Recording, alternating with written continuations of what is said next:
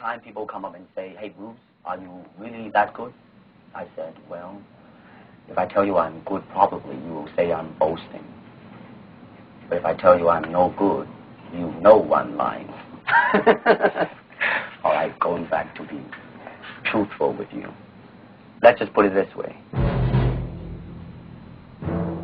I have no fear of opponent in front of me. That I am very self-sufficient. That they do not bother me. And that should I fight, should I do anything, I have made up my mind, and that's it, baby. You better kill me before body. Kick me. Kick me. You're very much in control of the movement. By too much control, therefore, you're kind of concerned about the execution. What was that? An exhibition? We need emotional content. Try again.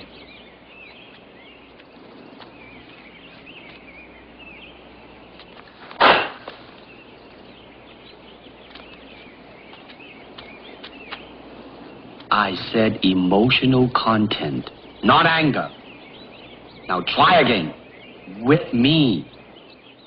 Now, right now, I'm telling you to, really just forget about it, just do it. Now, boom, you see, right on the target. When you just ease the burden of your mind, you just do it. That's it. That is, to me, the most important thing, and that is, how can I, in the process of learning how to use my body, to understand myself? You see, actually, I do not teach, karate, because I do not believe in styles anymore. I mean, I do not believe that there is such thing as like Chinese way of fighting or the Japanese way of fighting or whatever way of fighting, because unless human beings have 3 arms and 4 legs, we will have a different form of fighting. Unless we have other group of beings on earth that are structurally different from us, then there might be a different style of fighting. Now, why is that? Because we have 2 hands and 2 legs now. The important thing is, how can we use it to the maximum? In terms of path, well, straight line, curved line, round lines, they might be slow, but depending on the circumstances, sometimes that might not be slow.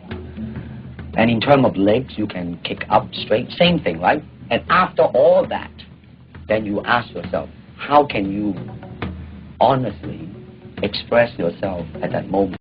To me, okay, to me, ultimately, martial art means honestly expressing yourself. Now, it is very difficult to do, okay? I mean, it is easy for me to put on a show and be cocky and be flooded with a cocky feeling and then feel like pretty cool and all that. Or I can make all kinds of phony things, you see what I mean, blinded by it. Or I can show you some really fancy movement.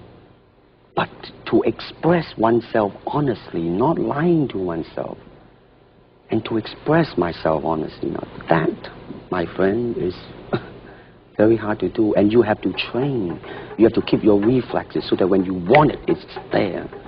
When you want to move, you're moving. And when you move, you are determined to move. Not taking 1 inch, not anything less than that.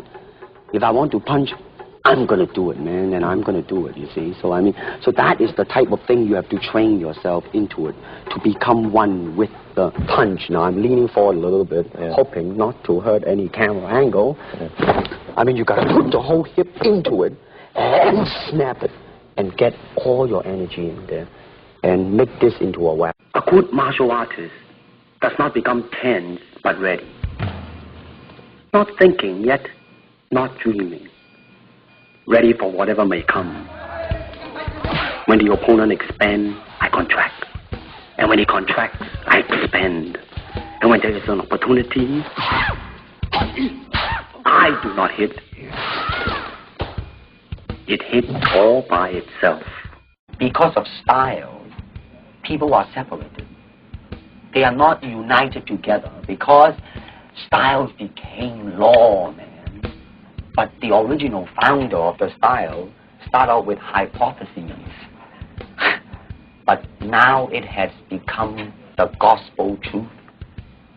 And people that go into it, man, became the product of that. It doesn't matter how you are, who you are, how you are structured, how you are built, how you are made. It doesn't matter. You just go in there and be that product. And that, to me, is not right.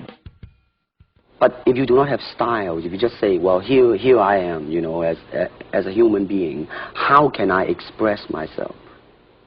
Totally and completely. Now, that way, you won't create a style, because style is a crystallization, you know. I mean, that way, it's a process of continuing growth. If, the word if, such a thing happened to me. I mean, here it is the natural instinct, and here is control.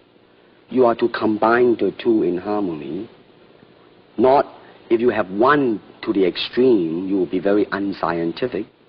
If you have another to the extreme, you become all of a sudden a mechanical man, no longer a human being. So it is a successful combination of both. So therefore, it is not only, so therefore it's not pure naturalness or unnaturalness.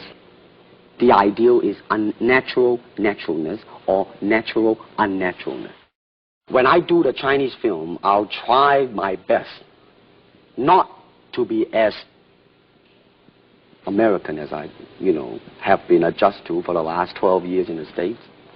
But when I go back to the States, it seems to be the other way around. I mean, it's always that pigtail and bouncing around, chop, with the eyes slant and all that. I have already made up my mind that in the United States, I think something about the Oriental, the true Oriental should be shown.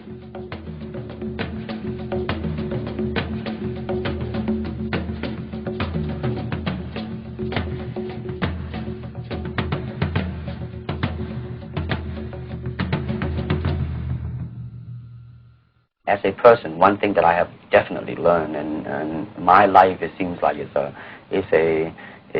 a life of self-examination and self-peeling of myself bit by bit, day by day, is that I do have a bad temper, a violent temper, in fact. So to be honest and all that, I am not as bad as some of them, but I definitely am not saying that I am a saint. When I first learned martial arts, I too have challenged many established instructors. And of course, some other challenging me also. But what I have learned is that challenging means one thing, is that what is your reaction to it? How does it get you? Don't waste yourself. What's your style? My style? You can call it the art of fighting without fighting. The art of fighting without fighting? Show me some of it. Later. Now, if you are secure within yourself, you treat it very, very, very lightly. All right. Don't you think we need more room? Where else? That island, on a beach. We can take this boat